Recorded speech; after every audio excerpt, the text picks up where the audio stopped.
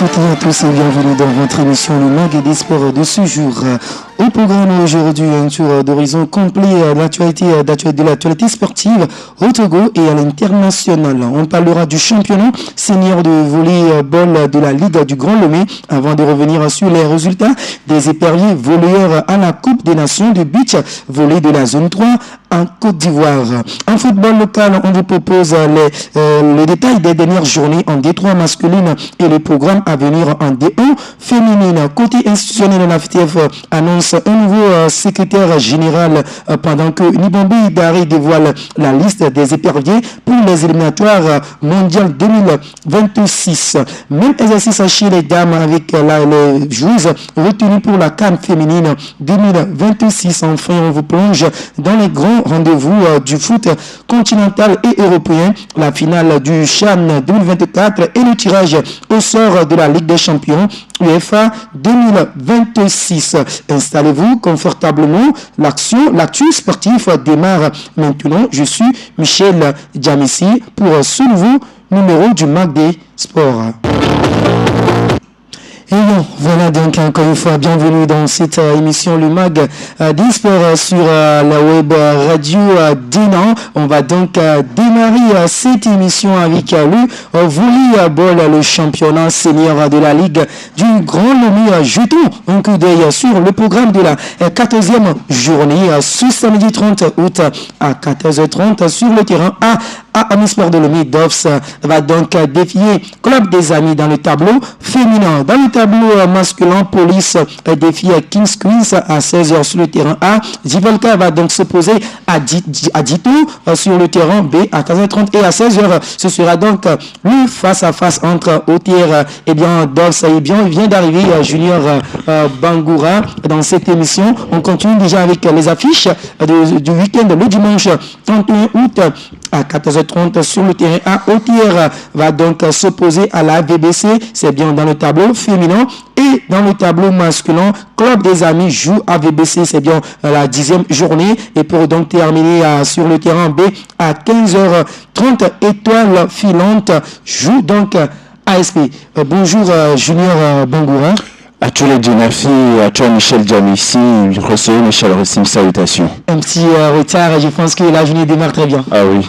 Ça peut aller. Et voilà, tu viens de me rejoindre en studio. Bien sûr, je vais donner le programme de la 14e journée pour la Ligue du Grand Lomé de volleyball. Le samedi, il y aura donc 4 matchs. Un match du côté des femmes et 3 du côté des hommes. Il y a ce match qui oppose Doves au Club des Amis à 14h30 le samedi 31 août. Ah oui, Doves contre Club des Amis, ça va juste être alléchant. Il faut juste savoir que le championnat tend vers sa fin. C'est encore tendu. On espère avoir plus le classement des deux côtés. Il va s'agir de se réveiller et de peut-être assumer les derniers moments du championnat. Pourquoi ne pas espérer une place dans les playoffs, attendre peut-être la défaite des potentiels concurrents et eux assumer leur place en playoffs. Et pour s'intéresser au match du samedi du côté des hommes, on s'intéresse à ce match qui oppose la Police au Kings Queens. La Police contre Kings Queens, ça va juste être alléchant. C'est un Kings Queens qui ne fait qu'enchaîner les défaites. Kings Queens qui a déjà péché contre la formation de Dito, récemment également contre la formation de l'AC, l'association Santé, Sport et Éducation. Et voilà, la Police également qui est en train de débattre sa place dans les playoffs. La Police qui est en train de déplacer sa place dans les playoffs avec les deux autres formations. Il s'agit bien de la formation de Club des Amis et bien de la formation de la Dynamique togolaise. Et donc qui aura toute responsabilité, tout devoir et toute obligation de venir rapidement à bout de cette formation de Club des Amis de Kings Queens. Et de l'autre côté, la formation de Kings Queens également, on va comprendre l'urgence. Il ne va pas essayer d'être parmi les derniers, je veux dire après la formation d'Agaza, donc va essayer de titiller cette formation de la Police. Ça va juste être un débat sportif qu'on va devoir suivre. Et voilà, pour le reste du programme, Divolka, comme je l'avais bien dit, va donc défier Dito ce match qui va opposer à la soutien à Doves. Doves, on ne sait pas ce qui s'est passé. Doves était dans une très belle élan, dans un très bon élan. Je veux dire, on a déjà vu un Doves qui a arraché un point à la formation de l'Étoile filante. On connaît l'Étoile filante, mais qui a pêché récemment face à la formation de la Dynamique togolaise. 3-7-5 en leur défaveur. En tout cas, on va peut-être essayer. De l'autre côté, la SOTR également, qui essaie de maintenir son tir de leader. C'est vrai qu'il a déjà pêché 2 fois en face à la formation de l'AC et de l'Étoile filante, mais on va espérer, ça va juste être un duel. C'est une saison qui vient de s'écouler. C'est vrai que Doves et la SOTR se sont affrontés la saison écoulée et que Doves s'est incliné, mais c'est une saison qui s'est écoulée et on va espérer que Doves montre maintenant qu'il est bel et bien dans le championnat et que l'incident et que le match contre la formation de la Dynamique togolaise n'était qu'un incident. Et voilà, pour le dimanche 31 août, on a bien sûr Otira qui joue AVBC du côté des femmes et le club des amis va donc défier AVBC, c'est bien la 10e journée, et le match qui termine en cette 14e journée, c'est bien Étoile filante qui va donc défier ASP pour les hommes. Il n'y a pas de débat, Étoile filante contre ASP, Étoile filante qui va juste essayer de confirmer sa suprématie du volleyball en venant à bout de la formation de l'ASP. Le match qui sera encore plus intéressant de ce dimanche-là sera le match entre l'OTR et l'AVBC, deux potentiels, en tout cas deux favoris, voilà, du côté des dames, deux favoris pour cette saison de la Ligue du Grand Lomé de volleyball du côté des dames. L'AVBC également, je l'avais dit en amont que leur péché face à la formation de Phoenix ne sera pris en compte parce que ça aurait semblé que la formation de Phoenix n'a jamais existé dans cette saison, dans ce championnat, et donc AVBC qui va peut-être essayer de titiller, d'avoir peut-être un site, pourquoi pas de mener cette formation de l'OTR au tie-break. De l'autre côté, c'est l'OTR avec sa stratège Pana Agolo qui va essayer de montrer une certaine dynamisme, une certaine mobilité. Je pense que ça va juste être alléchant cette 14e journée. Et voilà, donc pour le championnat senior de la Ligue du Grand Lomé, le programme de la 14e journée. Restons toujours dans l'univers du volley. Direction la plage, les éperviers volleyeurs étaient engagés dans la Coupe des Nations du volley zone 3 en Côte d'Ivoire. Voici donc les résultats. C'était un peu compliqué pour nos éperviers. Le premier match, le Togo a perdu son premier match face au Ghana 2-7 contre 1, 21-14, 18-22 et 18-20. Et contre le Nigeria, 0-7 à 2. La deuxième journée, le Togo gagne son dernier match de poule face au Ghana, 2-7, plutôt face au Bénin, 2-7 à 0 et termine la compétition sur du sourire. Junior Bangoura, voilà donc le parcours du Togo dans cette cas. Il faut noter que c'était une phase de préparation pour cette formation des éperviers. Je ne sais pas, je suis tenté de dire qui nous ont vendu du rêve. On aurait plutôt aimé que cette formation du Togo puisse confirmer qu'il avait vraiment sa place à la Coupe du Monde, et voilà qui s'est incliné. De l'autre côté, c'est le Bénin, une équipe qui a déjà été repêchée également pour la Coupe du Monde de beach volley, mais qui plutôt lui a confirmé ce matin qu'il est en train de jouer les quarts de finale. On ne sait pas qui est en train de jouer les demi-finales. Je veux dire, on ne sait pas ce qui s'est passé pour la formation togolaise. Ils ont vraiment fait de bonnes campagnes. Quand on prend les mots du capitaine de cette formation, Bruno Bangoura, tout d'abord, on va donc suivre le coach Robert Gandhi qui donne ses impressions. Tout d'abord, pour Bruno Kotoka, on se sent heureux et c'est une victoire méritée en fait de parcours. Bonsoir. Bonsoir. C'est une première victoire, on va dire, dans ce tournoi. Comment est-ce que c'est? On se sent heureux, on va dire, parce que cette victoire, on l'a mérité, c'est bien mérité avec tout ce travail qu'on avait abouti. Donc, nous sommes contents pour cette victoire. Hier, le corps était un peu plus lourd avec la pluie. On n'a pas réellement senti votre performance.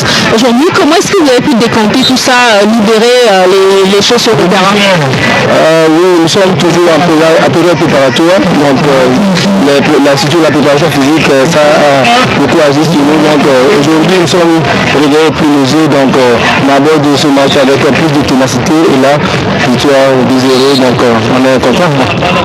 Merci. Félicitations. Alors, quelle sera la suite à donner à cette victoire du Togo aujourd'hui? Réponse avec le coach Robert Gadji qui va certainement nous donner son avis. Bonjour coach. Bonjour. Alors, cette première victoire, qu'est-ce que ça change dans le classement du Togo dans ce tournoi? Oui, cette première victoire change énormément au niveau des joueurs aussi pour le premier match par rapport à leur mental. Et ça va encore réveiller le mental parce que après ça va suivre les deux défaites là, c'est que le moral est tombé maintenant. On sait que moins là mentalement on est réveillé et puis on va continuer comme le joueur vient de le dire, on est sorti toujours dans notre préparatoire pour physique là, ça a fait que le corps sont durs et par rapport à hier la température n'était pas favorable avec nous, donc aujourd'hui le soleil est bon, ils ont pu se donner plus retrouver dans le Cameroun. Alors la conséquence, le Togo ira en quart de finale où vous êtes mieux placé tout simplement. Et pour le moment, par rapport à l'organisation, tout a changé, on ne sait pas l'organisation qui passe, c'était un autre format, maintenant après ils ont changé par rapport à l'organisation, ils ont réduit le temps de la compétition, donc pour le moment on ne sait pas ce qui va sortir, si on va continuer ou pas, ou si on va s'arrêter là. Alors, est-ce que vos objectifs pour la compétition en venant, vos objectifs sont quand même atteints? Oui, en venant on avait des objectifs, que moi ça on ne sait pas dire que on est, comme on vient de faire notre programme là, c'est une sortie pour comme un stage, mais par rapport à ça. Et voilà. Bonjour. Bonjour. C'était bien la réaction de Kotoka et bien Robert, le coach des volleyeurs éperviers du côté de la Côte d'Ivoire Junior Bangoura. On a également suivi la réaction de Kotoka et le joueur et bien le coach Robert Gandhi. Ah oui, Robert Gadji, le coach des éperviers voleurs.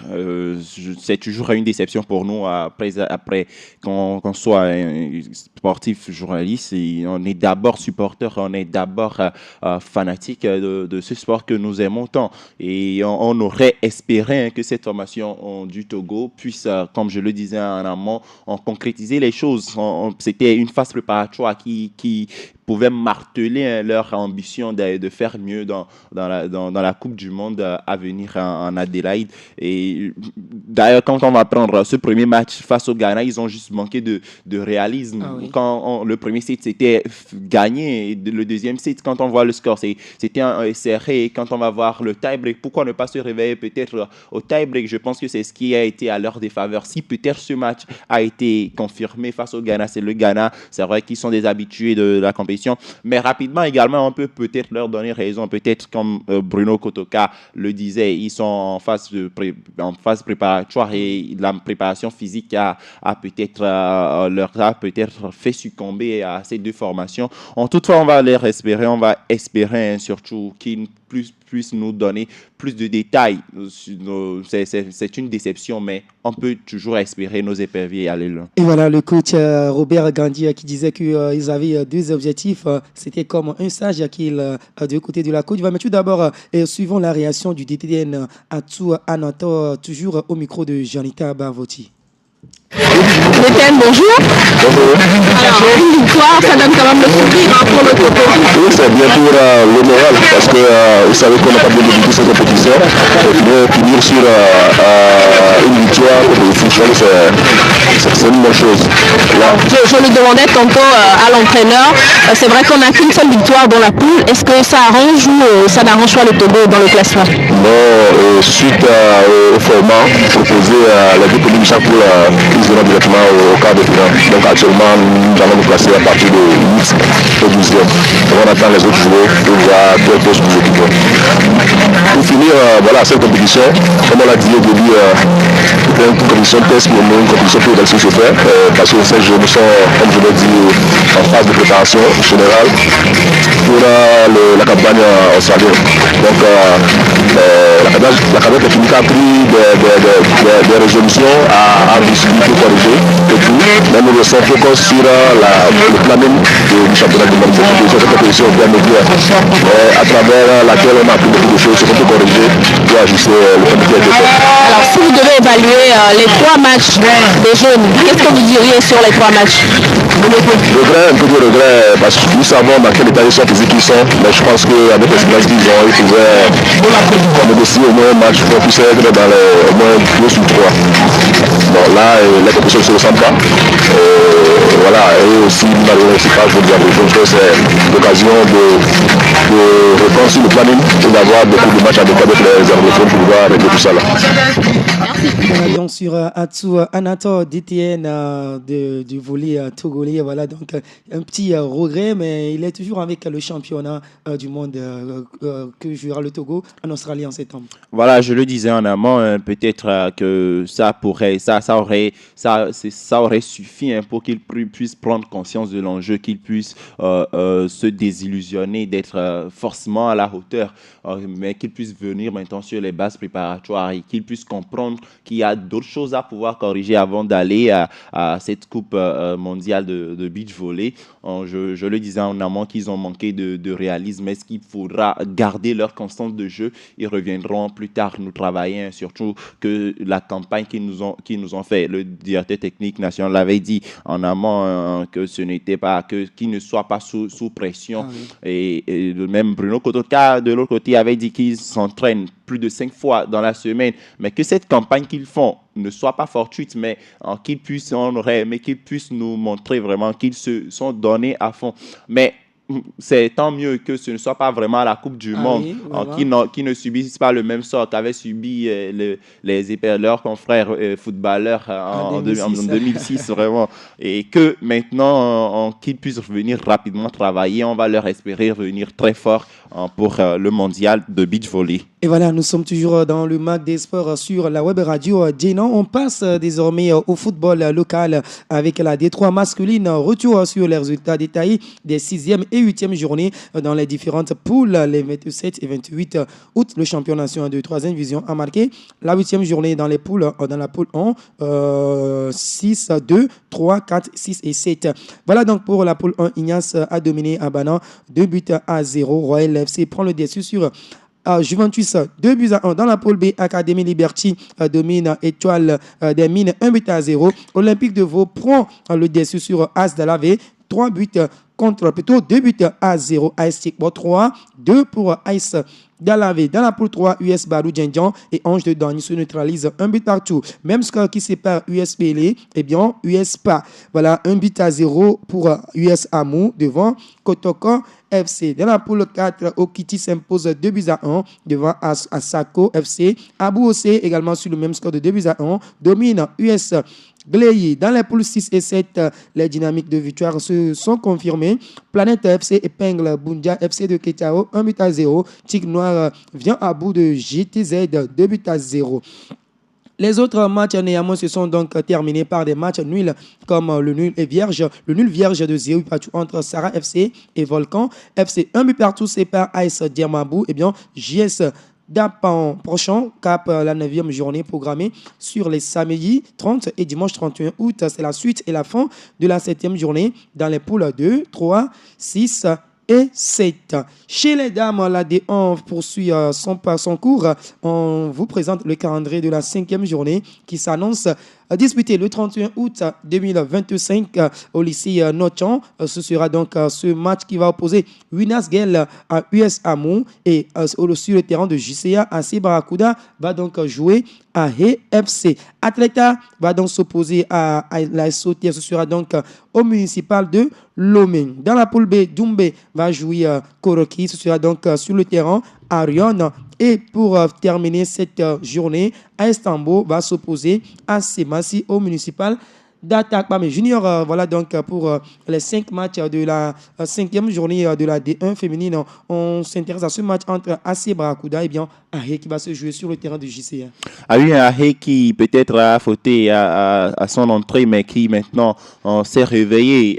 Oui, ils ont eu une victoire l'autre soir, 1-0. Carrément, une victoire peut-être sur un score réduit. Oui. Mais l'AC Barracuda, par contre, on va peut-être espérer qu'il également nous propose autre chose en cette formation de l'AC Barracuda qui a débuté avec des scores nuls et après c'était une défaite. On va maintenant espérer qu'il puisse nous proposer un mieux, qu'il puisse définir d'autres stratégies. Ils ont débuté avec une victoire et 2 nuls. Voilà. Récemment, c'était plutôt un match nul. Mais voilà, ça ne leur avantage toujours pas. Il faudra maintenant nous enchaîner les victoires et pourquoi ne pas être leader de leur groupe. Et il faut le rappeler bien sûr que la rencontre Fouanda FC et Asco de Cara est reportée à une date ultérieure. On sait bien sûr la raison, en raison de la participation de l'Asco au tournoi qualificatif de l'UFOAB. On reste également dans ce tournoi, le Togo, l'Asco féminine qui a déjà eu 2 défaites, 1-0 face à Sam Nelly du Bénin et 3-0 face à Bayelsa du Nigeria. Le Togo a déjà, l'Asco féminine a déjà sorti du tournoi. Ah oui, qui est déjà sorti du tournoi, c'est déjà confirmé. Je le disais en amont, voilà, l'année dernière, et c'est ce qui s'est toujours passé. C'est vrai que c'était plutôt une poule très compliquée. Quand on va comparer le championnat, surtout le championnat féminin de cette poule-là, on a par exemple le championnat béninois, le championnat ghanéen et le championnat nigérien. C'est vraiment compliqué pour nos dames de l'ASCO féminine. Mais voilà, ils vont rentrer, mais l'essentiel, c'est qu'ils puissent apprendre. Toute défaite est pour moi une source d'apprentissage. Ils vont maintenant apprendre. C'est vrai qu'on aurait voulu qu'ils montrent ce qu'ils avaient fait, ce qu'ils nous proposent ici, mais voilà, qu'ils ne se sont même pas retrouvés, surtout face à cette formation nigériane. 3-0, c'était vraiment à leur défaveur. Donc, ce sera donc le tout pour les éperviers, plutôt la formation de l'ASCO féminine. Le 3e match sera face aux champions du Ghana le 31 août. Dans l'actualité administrative, la fédération, le comité exécutif de la fédération togolaise de football annonce un nouveau secrétaire général, Kombi Manabideke Palanga, qui est donc nominé pour le poste du secrétaire général. Cette nomination qui prend effet le lundi 1er septembre 2025 et s'inscrit dans le cadre de la réorganisation interne de la fédération visant à renforcer les Togolais. Voilà donc Palanga Kobi succède à Hervé Tété Agbodon, signé par le président de la FTF, colonel Guy Akpovi. Voilà donc pour l'actualité du côté de la fédération. Cap sur l'international avec les éliminatoires du mondial 2026. Le sélectionneur Nibombi Daré qui a dévoilé la liste des éperviers retenus pour les prochaines journées, la 7e et la 8e journée. D'abord, ce sera face à Mauritanie et face au Soudan, au stade Kégué. Ce sera le 9. Et déjà, avant de donner la liste, voyez-vous une réaction sur ces 2 matchs prochains des éperviers? Ah oui, s'ils veulent vraiment garantir une place à la Coupe du Monde, il faudra catégoriquement avoir ces 2 victoires sur ces 2 matchs. Voilà, ça va peut-être être difficile. Voilà, ce que nous avons vu, c'est qu'il y a peut-être des manquements dans la liste des sélectionnés. Ah oui. Donc, on va profiter pour donner en même temps la liste sortie par le sélectionneur Nibombe Daré. 3 gardiens sont donc appelés. Il y a donc Steve Mengson de Oldenburg en Allemagne, Youssouf Mourou de Gomido du Togo, Ashraf Yaya d'Afad de la Côte d'Ivoire. Côté défenseur, on a bien sûr Maouna Amever de Volendam aux Pays-Bas, Kennedy Boateng de Bucarest en Roumanie. Il y a Kevin Boma d'Estoril Au Portugal, Abdul Sabour Bodé de Stade Malien au Mali, Dakonam Djen de Getafe en Espagne, Josué Romao de Standard de Liège en Belgique, Emmanuel Akman de Touran, Azerbaïdjan, Amdan Ouro Ayeva de la SK Togo. Du côté des milieux du terrain, on a Evra Agbagnon d'Asso Schlef en Algérie, Etienne Amenidon de Monster en Allemagne, Kodjo Aziangbe de Yokohama au Japon, Sadik Fofana de Grazer en Autriche. On a bien sûr David Enen de Vietnam, de Dan Nang, lui également. Il a eu une blessure, il ne sera pas dans le regroupement. Karim Derman de Lorient en France, Alexis Romao, l'expérimenté, il est toujours présent. Il joue en 6 fort. Le Brunswick en France, Guillaume Yenoussi en Bourges en France. Côté attaquant, on a bien sûr Yao Anor de National Bank of Egypt en Égypte. On a Kevin Denke de Cincinnati aux USA, Thibaut Clédier de Herbenian en Écosse, Kodjo Labafodo Al Ain, Émirats Arabes Unis. On a Franck Mawena de Twik Club Arabie Saoudite. On a bien sûr Isaac Monglo de la Sebarakuda au Togo et Ismaël Ouro Agoro El Gash en Égypte. Voilà donc pour la liste sortie par l'imam Daré. On retrouve le retour de Fodo là-bas et le retour également d'Ismaël Ouro Agoro. La présence d'Alexis Romao Junior. La présence d'Alexis Romao, bon, voilà, hein, beaucoup ne sont pas vraiment contents. Mais est-ce que de l'autre côté, il faudra peut-être imaginer que le sélectionneur est peut-être limité et qu'il a également ses désirs. Mais voilà, la fédération, est-ce que la fédération a tout plein en pouvoir, a tout plein droit sur la sélection? Il faudra peut-être penser à ces détails-là. Par exemple, hier, à la conférence de presse, on nous a annoncé qu'un milieu, j'oublie peut-être le nom, est blessé. David Enen. Voilà, qui est blessé, mais qui hier soir a pressé, il a joué 83 minutes. Voilà, c'est... Enen avait joué le mercredi et il était blessé dans ce match. Voilà. Non, je ne parlais plutôt pas d'Enen. David Enen. Je ne parlais pas. De quel joueur vous parlez? J'oublie peut-être le nom. C'est un milieu, c'est plutôt un milieu de terre. C'est plutôt un attaquant, je voudrais dire. Un attaquant, je voudrais dire. Mais hier, on nous disait qu'il était blessé. Mais le soir, il a joué pendant 83 minutes. Avant d'être plus tard remplacé. Donc, il faudra peut-être comprendre que, voilà, peut-être qu'il y a une mauvaise communication ou soit c'est peut-être la fédération qui est peut-être limitée dans ses choix. Toutefois, il faudra peut-être faire confiance à ces joueurs. La présence de Ismaël Agoro, de Fodo là-bas, on va peut-être espérer que ce qu'ils produisent à l'international, qu'ils reviennent produire ça. Parce qu'on ne comprend pas comment est-ce que Fodo là-bas, Kevin Denke à l'international, dans leur club à l'international, puissent peut-être faire des doublés, des triplés. Mais ici, on ne voit jamais le résultat. Ça perd toujours au pays. On va peut-être cette fois-ci espérer qu'ils puissent nous revenir fort et produire ce qu'ils produisent et qui fait qu'on les sélectionne souvent. Et puis rappel, le Togo joue donc le 5 septembre prochain à Nouadhibou, va donc jouer la Mauritanie, et le 9 septembre ici à Lomé au stade de Kégué pour donc accueillir le Soudan. À côté féminin, la liste des joueuses convoquées pour les préparatifs des éliminatoires de la CAN 2026 est aussi tombée.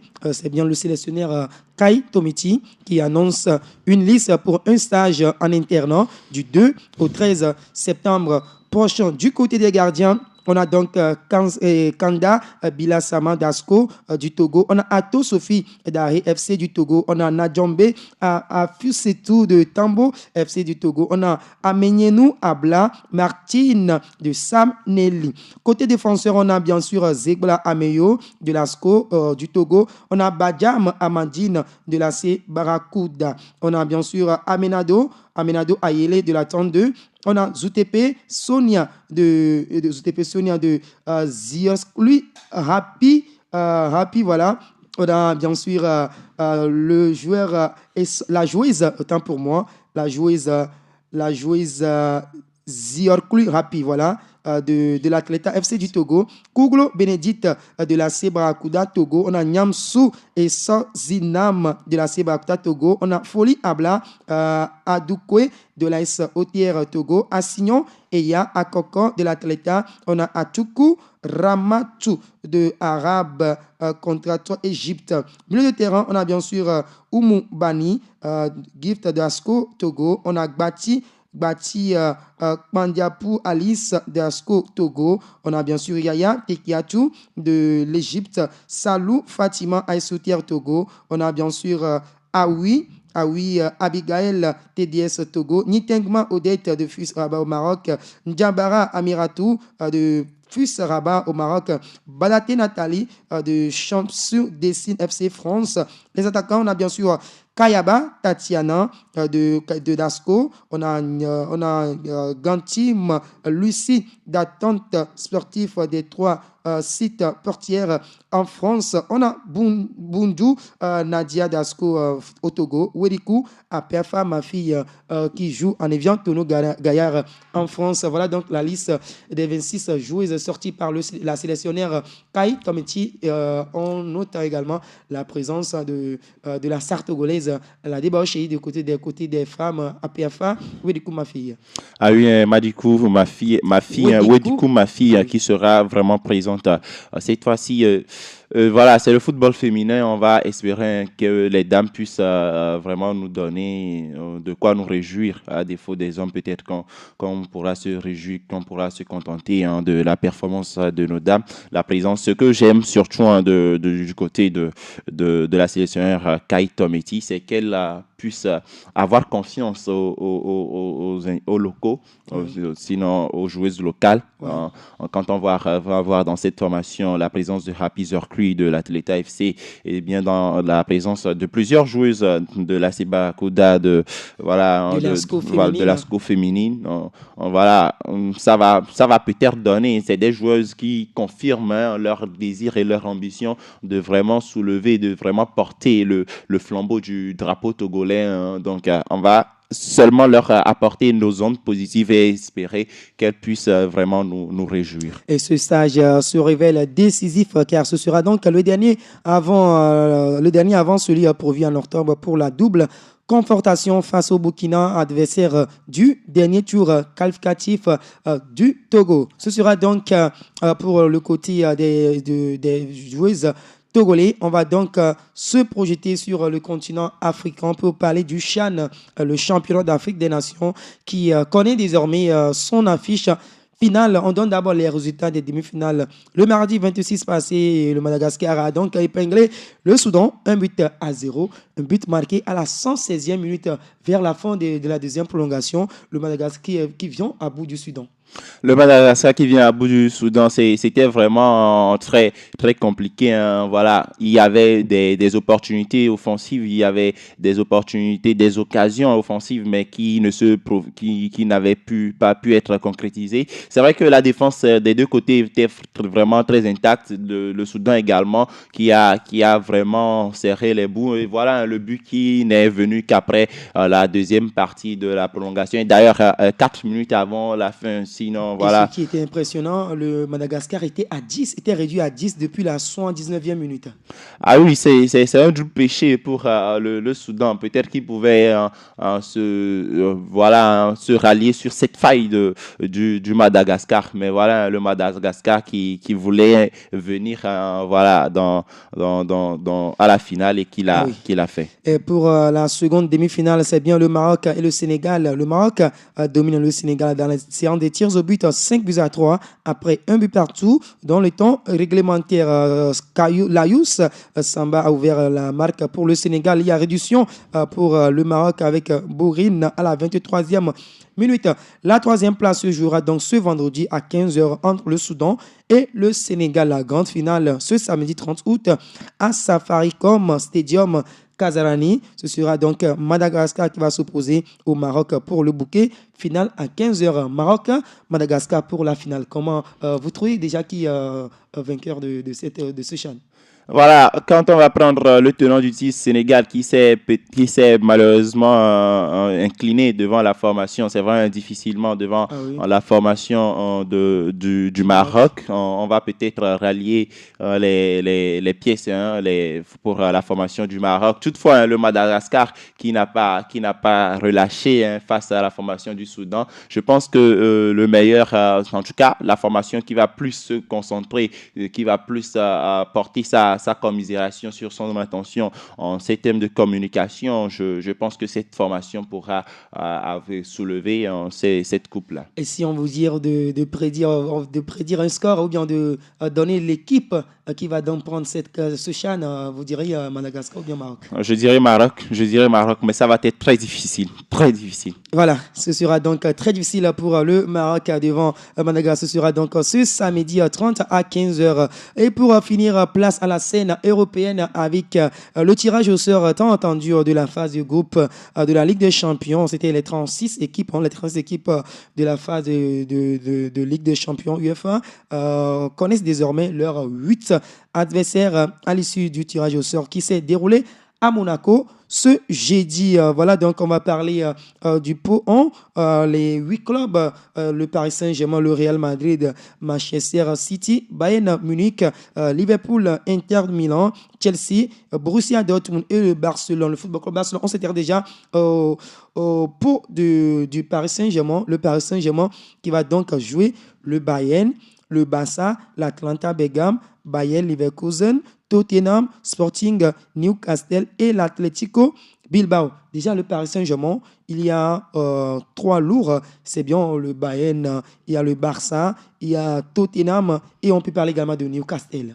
Voilà, sauf que le Paris Saint-Germain, on a déjà vu la prestation, leur dernière prestation. C'est vrai que ce n'était pas vraiment à la hauteur de nos attentes, mais voilà, qui vont avoir toute responsabilité, qui vont faire tout pour tuer en tout, pour venir à bout. Hein. Je pense que mettre de côté ces 3 adversaires vont pouvoir leur assurer des bonnes places. On parle du Real Madrid, le Real également, plutôt les 8 adversaires du Real Madrid, c'est un peu série. Il y a Manchester City, il y a donc Liverpool, il y a Juventus de Turin, il y a Benfica Lisbonne, il y a Olympique de Marseille, il y a Olympiakos, l'AS Monaco et bien Kaira Almaty. Voilà donc pour le côté du Real Madrid, il y a Manchester City, Liverpool, Juventus, Benfica et Marseille.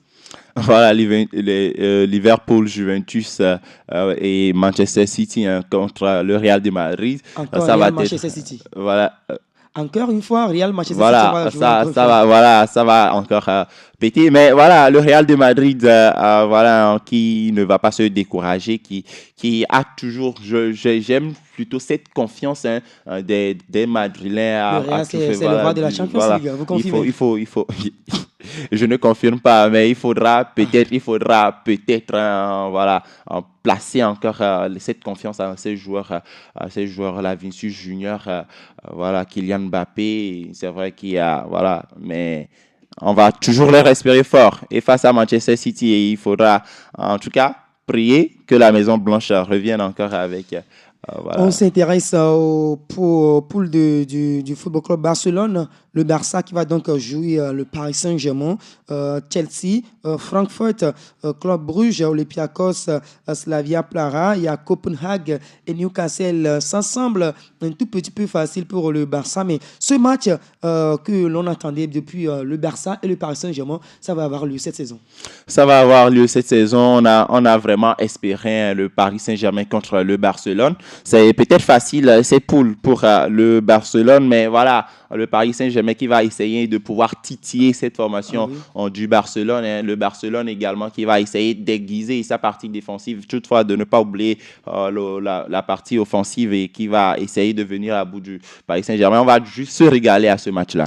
Et voilà, pour Manchester City joue Borussia Dortmund, le Real Madrid, Bayern Leverkusen, Villarreal, Napoli. Il y aura bien sûr Galatasaray Galatasaray, AS Monaco et Bodo Glimt. Pour le Bayern Munich, le Bayern jouera donc Chelsea, Paris Saint-Germain, Club Brugge, Arsenal, Sporting, PSV, Eindhoven, il y aura Union SG et bien Pafos de Ferreira. Liverpool va jouer donc le Real Madrid, l'Inter de Milan, l'Atlético Madrid, Francfort, PSV, Marseille, Karabag et Galatasaray. Pour Chelsea, c'est bien le Barça, le Bayern, Benfica, Atlanta, Ajax, il y aura Napoli, Pafos de Ferreira et Karabag. Pour Borussia Dortmund, il joue donc l'Inter de Milan, Manchester City, Villarreal, Juventus, Bodo Glimt, Tottenham, Athletic Bilbao, Copenhague. Pour l'Inter de Milan, Liverpool, Dortmund, Arsenal, Atlético, Slavia Praha, Ajax, Kairat Almaty et Union SG. Voilà donc pour la poule des 8 clubs dans le dans le premier pot du tirage de la Champions League. Et voilà, donc c'est sur cette page européenne que nous allons donc fermer cette émission. Merci beaucoup Junior Bangoura. À toi Michel Jamessi et aux amis sportifs, les auditrices et auditeurs, merci de toujours être au rendez-vous pour nous suivre. C'était un plaisir de partager le temple du Verbe avec vous. On salue bien sûr Roméo Aboudja depuis l'Amérique qui nous suit dans cette émission. Bonsoir, bonjour à toi frère. Et voilà, la vidéo a été bien sûr assurée par Marius. Je suis Michel Jamessi pour cette présentation, dames et messieurs. D'ici là, portez-vous bien. On se retrouve le lundi. Bye.